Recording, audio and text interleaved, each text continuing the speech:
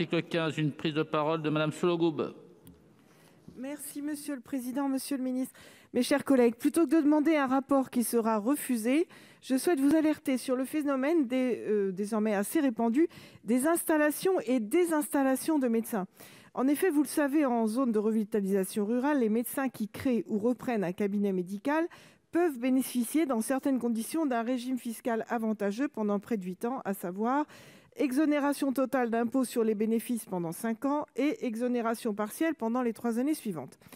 À de nombreuses reprises, l'administration fiscale a estimé que l'implantation d'un médecin dans une ZRR, alors qu'il exerçait précédemment hors zone ou dans une autre ZRR, devait être vue comme une création ex nihilo, lui permettant de bénéficier une nouvelle fois de ce régime fiscal, sous réserve qu'il ne reprenne aucun de ses moyens d'exploitation antérieurs et qu'il ne transfère pas sa patientèle.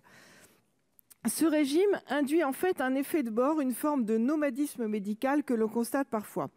C'est pourquoi, Monsieur le Ministre, je vous demande de vous pencher, si ce n'est déjà fait, sur ce sujet, à savoir mesurer le nombre de médecins qui bénéficient de cette exonération, le nombre de médecins parmi ces derniers qui quittent le département à l'issue de 5 ou 8 ans, le nombre de médecins qui bénéficient plusieurs fois de l'exonération fiscale, le coût financier de cette disposition dans son aspect répétitif.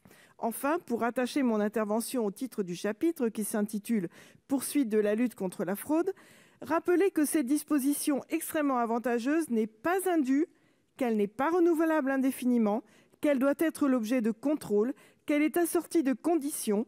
Vous demandez si les services fiscaux y sont suffisamment attentifs. Vous rappelez qu'elle est discriminante pour les praticiens qui sont fidèles à leur territoire et pénalisante pour les patients. Je vous remercie. Chers collègues, l'amendement 770, Madame Cohen.